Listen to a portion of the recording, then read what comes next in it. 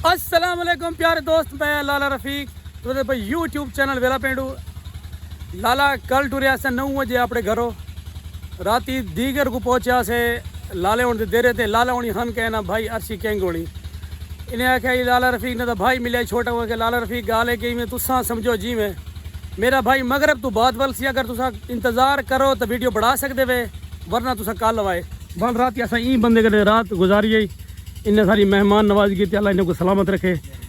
ये अशरफ भैयन ये सारे नाल टूरिया थो कस्बे गुजरात के ये तुम्हारे जिगर के टुकड़े सही किसी तारफ दे मुताज क्या नहीं। लाला क्या हाल है सर? तबीयत से ठीक है? अल्लाह का करम है लाला। ये तो वाल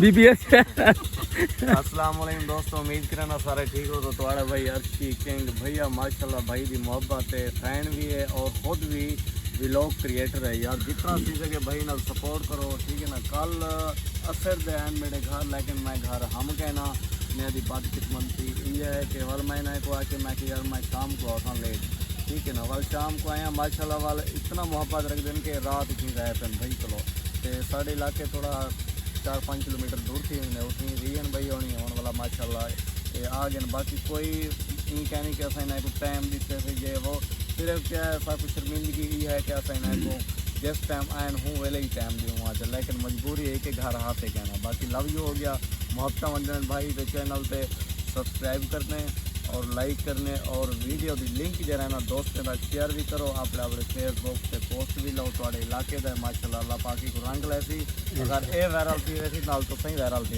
धीरे धीरे शौक रखी वजन ये ना टीम मेंबर बीबीएम श्री लाला यकीन पूछो कल भी ये ट्रैक्टर छिक्की में इन्हें सा कुड़ी ट्रैक्टर सही खड़ा नहीं देने तोड़ा के साको मिलन सारे बाटका प्लेने सारे के लिए पानी का पूछने पानी पिलाया भी इन्हें जो मोहब्बत है तो सारा भिरा है बिल्कुल असा तेरी इज्जत की है। ये भी थोड़ा टीम मेंबर है माशाल्लाह। अच्छा इन्हें का चेहरा घट वध दे दिया इन्हें तो भाई दे दिया।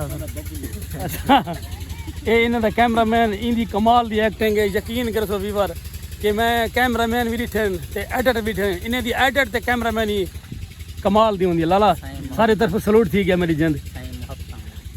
ये तो यूँ जिगर के टुकड़े सही अक्सर आज बालें दे रोल की पाउन फीटर ते या गो ते सुते पाउन बस जे रोल मिल वेंदे करना पड़े। नहीं सही है अच्छी गाल है फन्नी दे के केरा निजाम तक पता चलावना होंदा बिल्कुल।